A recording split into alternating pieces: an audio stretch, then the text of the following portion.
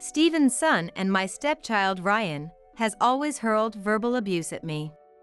Thinking I mustn't upset Steven, I've endured it all alone. One day, I returned to my hometown by plane. Steven, whom I'd asked to pick me up, got held up with overtime work, and I was in a bind when Ryan offered to come instead. However, upon arriving at the airport, Ryan, to whom I was about to express my gratitude, blurted out, "Actually, I can't do this." "What?" "Just seeing your face makes me nauseous. Breathing the same air feels like it'll lead to an accident. The thought of my car smelling like a woman is unbearable," he said with a half smile, barraging me. "If you buy me a new car, then maybe I'd let you ride. But you don't have that kind of money, do you? You're just Dad's parasite," Ryan said with a nasty grin. "Parasites from others can't ride or walk home, it'll take you 3 hours. All right." As Ryan's back receded, a fierce anger welled up in me. "Just you watch. I'll show you what happens when you mock me. I'm Linda, a housewife, married to Steven through work, and this year marks our 10th anniversary. We met when I was transferred from the accounting department to sales administration, where Steven worked. As we worked together, we grew close and, after 2 years of dating, he proposed. I was over the moon, but I hesitated to immediately accept. Because Steven was a widower with a young child from his previous marriage, a single father. He had been raising Ryan with the help of his parents. I carefully bridged the gap by dining out with Ryan, visiting amusement parks, and watching anime movies together. Ryan was a taciturn and sullen child. Unbelievably different from his kind and generous father, he was utterly charmless. But, expecting a pubescent boy to shower his new mom with affection is undoubtedly a tall order. If Ryan rejected me, we agreed to call off the marriage. Surprisingly, Ryan accepted me. "I don't dislike the new mom," he said with a shy smile. Thus, Steven and I became husband and wife, and our life as a trio began. Little did we know, problems were just around the corner. After a while, Steven approached me with a guilt-ridden suggestion. "Linda, would it be difficult to switch to part-time work?" "It should be fine." "But why?" "Well, Ryan says he feels lonely being alone till evening. He wishes for at least you to come home early." I had known since our dating days that Ryan had recently stopped going to school. He would participate in events but spent the rest of his time at home. When asked, Ryan would clam up. And neither his friends nor his teacher could pinpoint the cause. Steven and I delved into books about absenteeism, visited parks, and studied how to best support our child as parents. Hoping he might return to school one day, we awaited quietly, but Ryan remained homebound even after starting middle school. "It's hardest on him. He might suddenly find it in himself to go." Steven reassured me, and we decided to support him warmly. The suggestion to work part-time came just then. I consulted my workplace and was allowed to switch from full-time to part-time. Being alone at home might feel isolating, as if left behind by the world. Yet, Ryan's attitude towards me drastically changed around this time. As if waiting for my return, he would come down to the kitchen daily to complain. "What's with today's lunch? Relying on frozen food or leftovers from last night's dinner, how lazy can you get? Normally, you'd make something fresh, right? I'm sorry, I didn't have time. Oh, how about I make us some sandwiches? That way, you can eat right away." "See, that's lazy again. You could come back during your lunch break to make it. I want something freshly made." Stunned by his response, Ryan flashed a spiteful smile. "A mother should at least do that much." Understood. The round trip to work by car took 40 minutes. Lunch break was an hour. even if I prepared in advance, making lunch would leave no time to eat my own. Yet, thinking it would make Ryan happy, I sacrificed my break to continue making his lunches. Instead of showing gratitude, Ryan frequently criticized me. "Why can't you make the fried rice tastier? It's nothing like the restaurants." "Well, they're professionals," I muttered, only for Ryan to snap at my excuse. "There you go again, making excuses. Dad has to work for his money, unlike you, who just lives off him. If you can't even do household chores properly, what are you good for?" "Right, I'm sorry." As I hung my head, Ryan spread a triumphant grin. Ryan also nitpicked about the cleaning and the way I folded laundry, following me around as I vacuumed, making a fuss over a single strand of hair in the corner of the hallway, and sneering at the slightest wrinkle on a shirt. "Is this your idea of doing housework? You're too lazy because Dad is too kind. Do it properly." I bit my lip. Even though he never lifts a finger to help around the house, he's full of complaints whenever he opens his mouth. Seeing me silent, Ryan frowned in displeasure. "What's with that face? If you have a complaint, tell Dad. I'll tell him you've been verbally abusing me." Ryan acts all high and mighty when it's just the two of us, but puts on a facade in front of Stephen. He never behaves like this in front of him. Quiet and docile? Far from it. Ryan is sinister and twisted. My disdain for Ryan grew day by day. With such a character, his future worried me until I realized something. Ryan's way of speaking is exactly like my father-in-law Daniel's and mother-in-law Nancy's. From the beginning of our marriage, Daniel and Nancy disliked me. Once, after we were married, we went out to eat with Daniel and Nancy. I gently reprimanded Ryan for eating noisily. When Stephen went to the bathroom and was out of sight, Daniel and Nancy yelled at me. "You're not Ryan's mother, you're just a wife. How dare you scold Ryan? It's too early for you to be voicing opinions to Stephen and Ryan. Just silently take care of these kids." I remember Ryan smirking beside the ranting Nancy. After Ryan's mother passed away, I heard that Daniel and Nancy, busy with work, frequently visited to take care of young Ryan. It was inevitable for Ryan to be influenced by Daniel and Nancy's thoughts. Could it be that he also resorts to verbal abuse when he fights with his friends? Is his inability to fit in the reason he can't go to school? Though I harbored these doubts, a significant truth came to light. Ryan isn't unable to go to school. He just doesn't want to go, so he doesn't go. This realization came from overhearing a conversation between Ryan and a friend. One day, I left work early due to a fever. But thinking I still had to make lunch for Ryan, I prepared pasta and brought it to his room. As I was about to knock, I overheard a conversation through the door.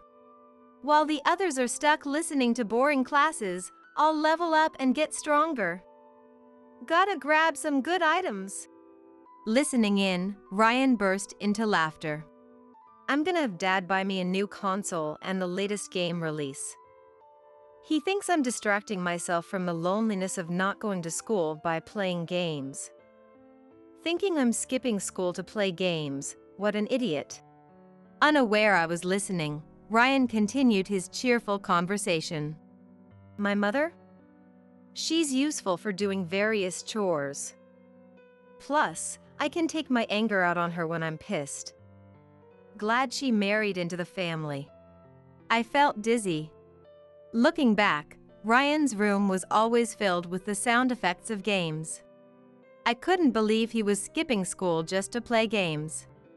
Stephen limits Ryan's gaming time each day.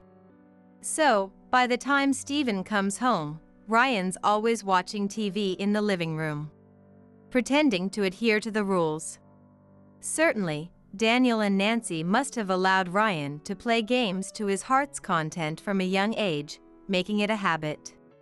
When I burst open the door to Ryan's room, he turned around with a startled look and hurriedly ended the call. "Don't eavesdrop!" Ryan snapped at me, but I spoke to him as calmly as I could. "Why don't you talk about the real issue? Steven's really worried, thinking something happened at school." Ryan glared at me. "Shut up! Leave me alone! Dad's so serious, he'll definitely say no more games." "If you won't tell him, I will." With anger on full display, Ryan seemed to suddenly have an idea, looked at me, and smirked. Fiddling with his phone, he thrust it at me proudly. "Think you can defy me? I'll tell Dad you've been cheating." I was shocked by the screen displayed. There was a photo of me dining at a high-end restaurant with a male acquaintance. "I secretly followed you that day. You were meeting your lover, weren't you?" I pondered my next move. If Ryan showed this to Steven and explained his thoughts, it could create a rift between father and son. "I haven't done anything to betray Steven." "Liar! I see through everything." Sighing, I shrugged. "All right. I won't say anything myself. But you should find a time to talk. Tell him you don't want to go to school, not that you can't." Despite my heartfelt words, it seemed to have no impact on Ryan. Since then, Ryan's bullying intensified. He either blatantly ignored me or showered me with sarcasm. After starting middle school, Ryan's attitude towards me became strictly one of these two. "A parasite with nothing in her head but housework." "You married Dad for his money, didn't you? Women have it easy. Marry a rich guy, and you can eat and nap all day, living a life of leisure." "Using Dad's salary to cheat, how low can you get? Who do you think allows you to live in this house? Such a brazen person." When Ryan started middle school, we sold our condo and moved to a house in the suburbs, hoping for a change in his temperament. However, our hopes were dashed. Ultimately, Ryan barely attended middle school and after graduating, opted for correspondence high school. Afterward, he didn't seek employment but shifted to part-time work. In reality, he lived a carefree life, working part-time gigs when he felt like it. Initially desperate to bond with Ryan, I've recently given up. Even when verbally abused in Steven's absence, I've developed the patience to ignore it. One day, Steven came home from work and shared, "Ryan's been wanting to get his driver's license." I told him to save his part-time earnings for it. Having something to strive for might motivate him to work harder. Maybe he'll eventually get a regular job. A few days after we discussed these hopes, Nancy unexpectedly arrived, beaming, and told Steven, "I've sorted out Ryan's driving school paperwork." "What?" "Once he gets his license, I'll buy him a new car." "Can't wait. Stop doing things on your own. I told him to pay with his part-time earnings." Steven, unusually raising his voice, was calmly countered by Nancy.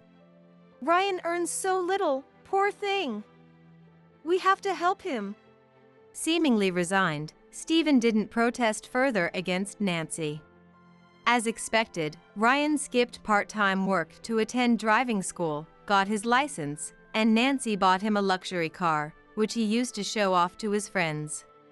Like Steven, I lost the will to advise Nancy or Ryan, secretly hoping only for no traffic accidents. When Ryan got used to driving, I was attending a friend's wedding and headed to my hometown by plane. On my way back, I received a text from Steven. "Sorry. Something came up with work, and I'm stuck with overtime.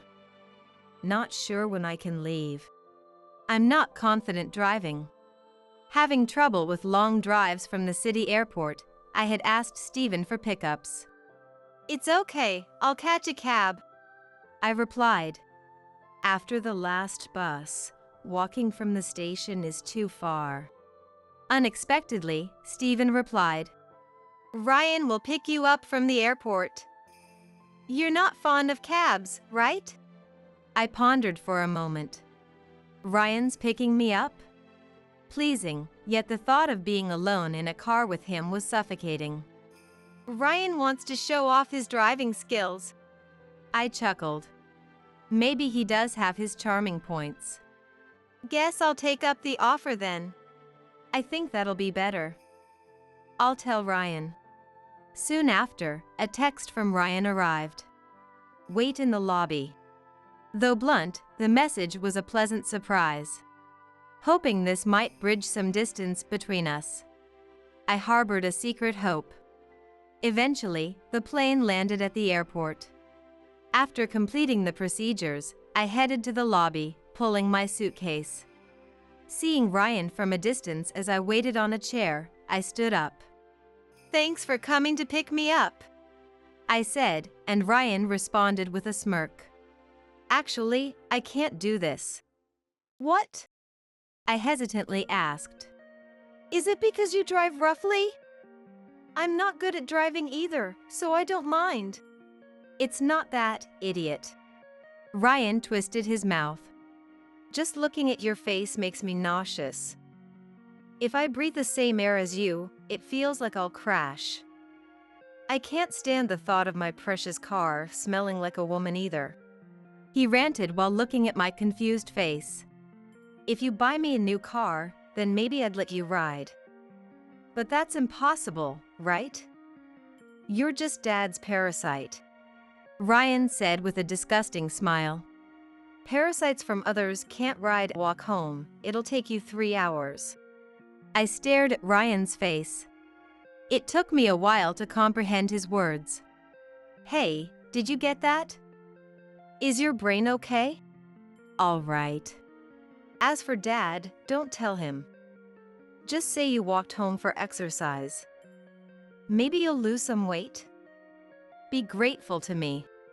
Laughing joyfully, Ryan walked away.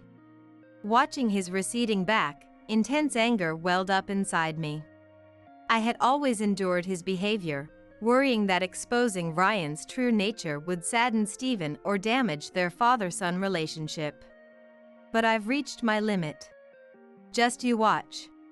I'll show you what happens when you mock me. Walking home for 3 hours in the middle of the night is too much. Despite my dislike, I decided to take a cab. About 10 minutes into my walk to the taxi stand, my phone rang. Checking, it was Ryan. Ignoring it and continuing to walk, the call went to voicemail, then he called again immediately. After several persistent calls, I finally gave in and answered. Yes. Don't ignore me. Answer quickly. What? If it's nothing, I'm hanging up. What did you tell Dad? Ryan sounded almost hysterical. It seemed he had seriously angered Stephen. I just told him about your behavior. Stop meddling. Where are you? I'm heading to the taxi stand. Then wait there. I'm coming to pick you up. There's no need to strain yourself. Oh, shucks, he hung up. Meeting Ryan was awkward, but going home alone seemed like it would only worsen the situation. Reluctantly, I waited at the taxi stand and went home with Ryan. For some reason, Daniel's car was in the parking lot. Puzzled by his presence at this hour, I entered the house to find Stephen greeting me at the entrance. His kind smile was comforting. Linda, welcome back. I'm back. Is Daniel here? I called our parents over. I know you're tired, but after you've put your bags in the bedroom, could you come to the living room? I'd like to have a family meeting with our parents involved. A resolute determination was felt from Stephen's stern face. After placing the suitcase in the bedroom and changing into home clothes, I went to the living room, where Daniel and Nancy were waiting for me. Immediately, Nancy began to scold loudly. How dare you summon elderly parents at such an hour? It must have been Linda who ordered Stephen around. Such an ill-mannered woman. Exactly, there are far better choices at work. Why on earth did you marry her? Stephen, how long are you planning to be under her thumb? Stephen's complexion changed at Daniel and Nancy's abusive words. Thinking back, Daniel and Nancy also behaved submissively in front of Stephen. This was the first time they had berated me. Please, stop speaking ill of Linda, Stephen said in a restrained tone, staring down Daniel and Nancy. I apologize for calling you so late. But I really wanted to talk tonight. Facing Ryan, Daniel, and Nancy, Stephen and I sat on the couch, starting our talk with grim expressions. Earlier, when I asked Ryan to pick up Linda from the airport, he immediately agreed. But then, he quickly messaged, Linda said she'll take a taxi home. That's really what she said. When I called Linda, she said she was left stranded at the airport. What? You're upset over that? Nancy laughed, shaking her shoulders. She could have walked home. She would have arrived by morning. Exactly. The nerve of a wife asking for a pickup. Who does she think she is? As Ryan and the three nodded in agreement, Stephen's eyes narrowed. Placing his phone quietly on the living room table, Stephen said in a firm voice, The main issue is this image sent by Linda.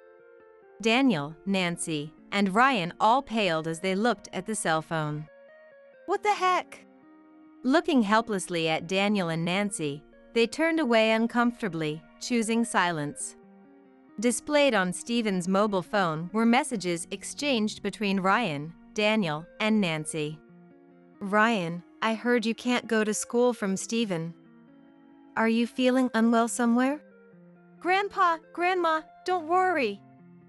It's not that I can't go to school, I just don't want to. You know, if I go to school, I can't play games, right?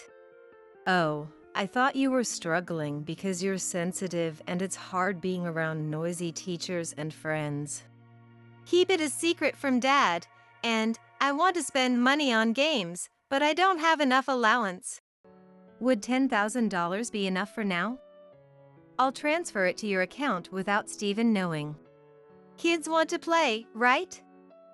Go ahead, relax at home as much as you like. That's very understanding of you. Thanks, Grandpa and Grandma. Stephen's expression turned furious, and Daniel, Nancy, and Ryan remained silent. I found this displayed on Ryan's mobile phone screen left in the living room a few years ago. I took a photo, intending to discuss it with Stephen, but I hesitated and left it as is. It's because he's a child. He didn't lock it. Snooping through someone's mobile phone like that is the lowest. That's right. What an impolite woman. Who's being impolite here?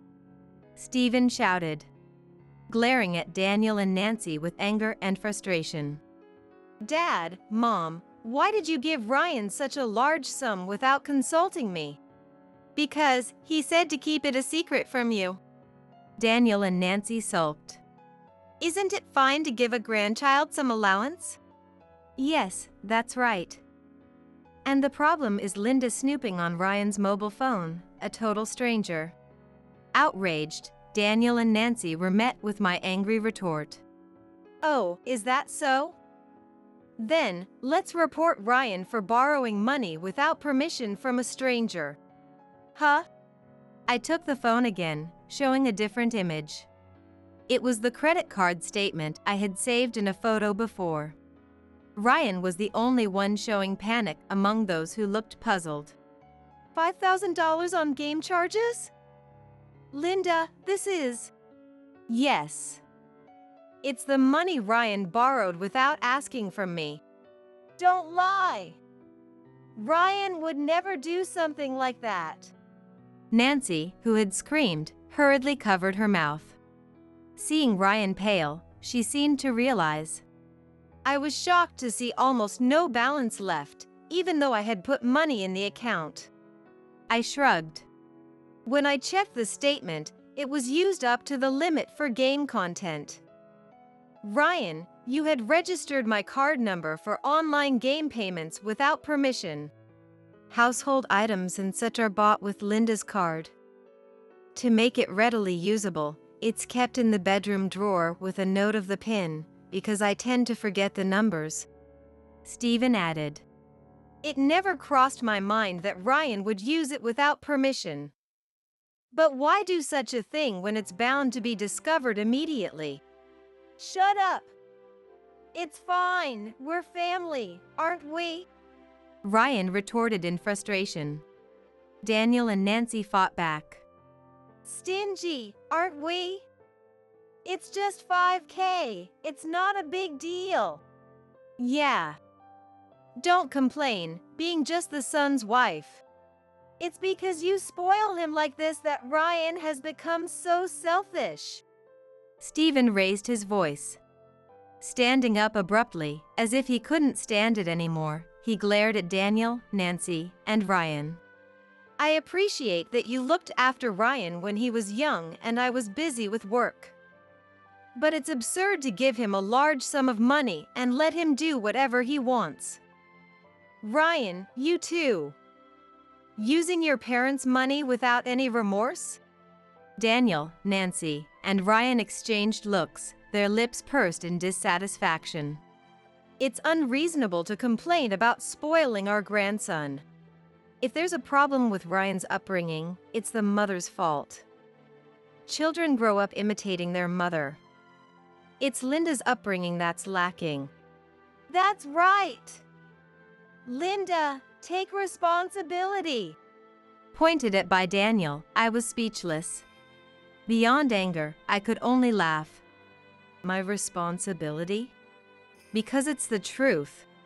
Suddenly, Stephen's eyes widened, his face turning terrifying as he clenched his fists. Both of you, how dare you say such irresponsible things? Linda married me, a man with a child, on her first marriage. What do you think she's prepared for to come into this house? Stephen. Everyone should be more grateful to Linda. Then, Ryan, who had been silent, looked up as if he had an idea. Speaking to Stephen with a malicious grin. Dad, you really trust Linda, huh? Of course. Stephen frowned, and Ryan, with a full smile, announced. This woman has been cheating. No, maybe she still is. Huh? Cheating? I knew it. I always thought she was awful. Daniel and Nancy were excited. Do you have proof? Of course. Just wait.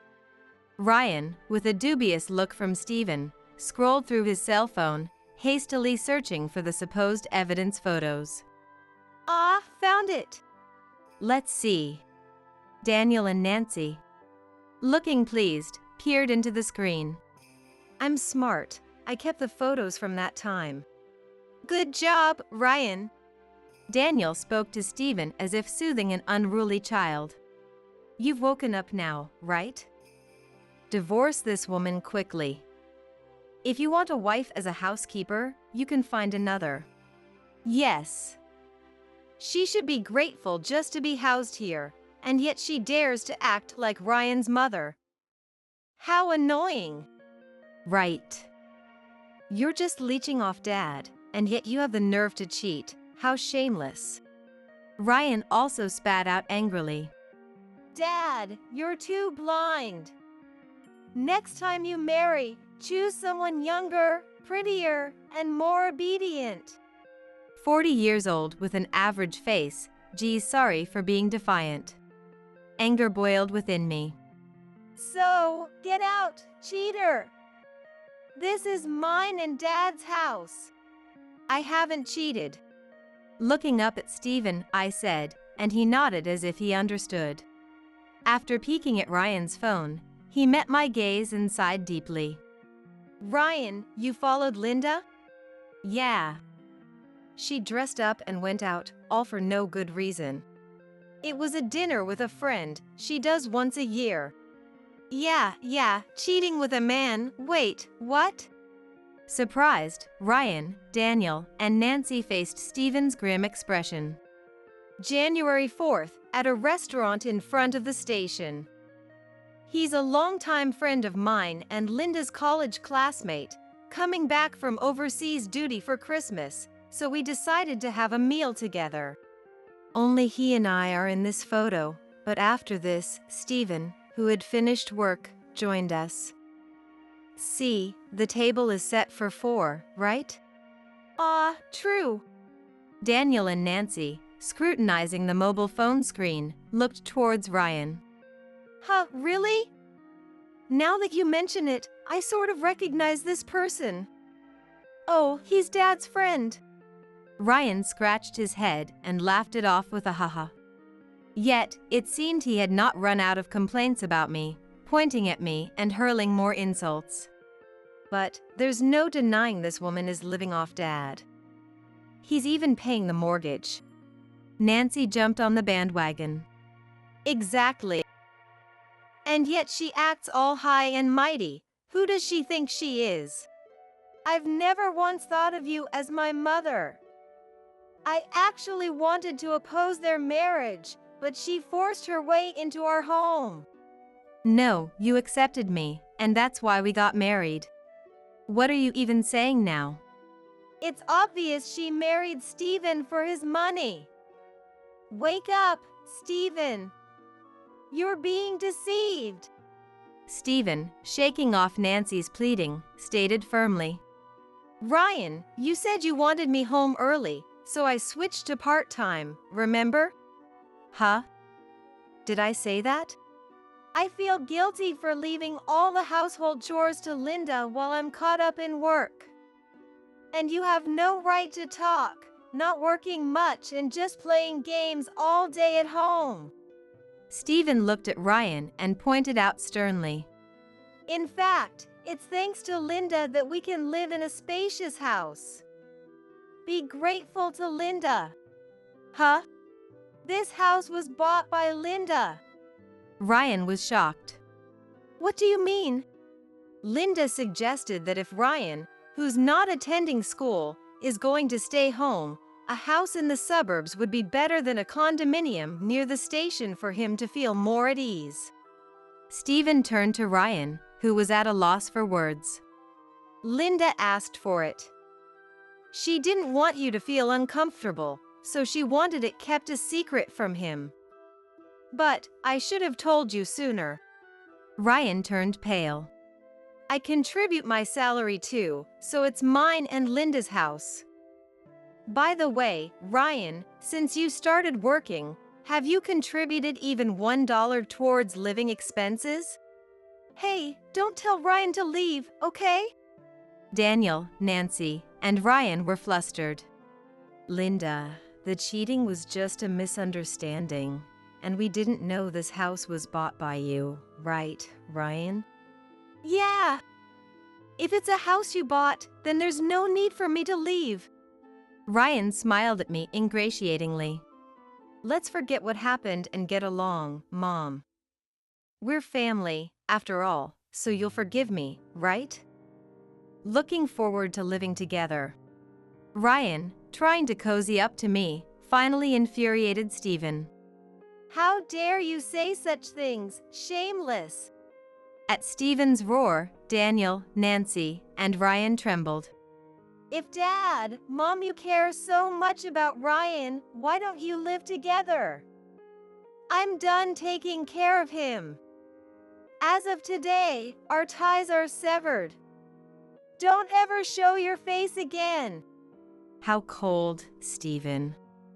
You used to be so kind, but Linda has changed you completely. Such a heartless father. Stephen glanced at the lamenting Daniel and Nancy with a cold look.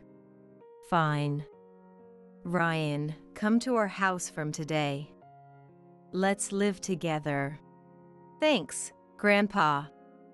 Dad, if you're cold to your precious heir, you'll regret it for sure. Complaining, Daniel, Nancy, and Ryan left our house.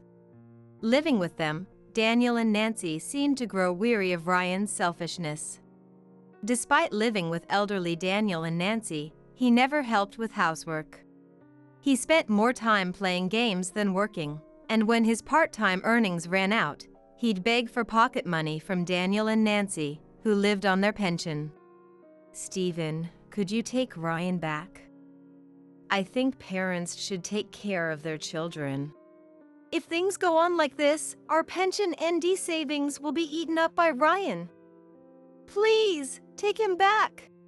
Later, Daniel and Nancy called begging, but Stephen immediately blocked their number. And there were no signs of the $5,000 Ryan had spent of mine returning after 6 months.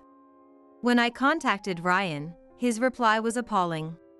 "Because we're family, it's not a crime, you know?" It might not be a crime, but I can sue you in court. Huh? You didn't know that? If you don't pay, I'll take you to court. Perhaps my threat worked, because the next day, $5,000 was transferred to my account. Obviously, Ryan had no such money, so it seems Daniel and Nancy had covered for him. However, Ryan had no intention of repaying them and continued to laze around at his grandparents' house without working. This caused the relationship between Daniel, Nancy, and Ryan to worsen further. Lately, Daniel and Ryan were fighting every day, causing such a disturbance that the neighbors frequently called the police, and now the family was considered a nuisance in the neighborhood. A month after Stephen kicked Ryan out, Stephen and I were celebrating our 10th wedding anniversary at the restaurant where he proposed, sharing a bottle of wine. "I'm sorry, Linda. I've made you suffer for so long." Stephen, are you still apologizing? It's okay now. I smiled, and Stephen spoke in a frail voice. "I had a feeling that Ryan and my parents didn't think highly of you. I optimistically thought they would come around eventually. I never imagined they would hurl such awful insults." Well, thanks to you, Stephen, standing by me, my frustration was cleared. Thank you. As I thanked him with a smile, Stephen quickly retorted, Of course. I should have cut ties with them sooner. "I wanted to get along with your important relatives. It's a shame." What are you talking about? Linda, you're much more important.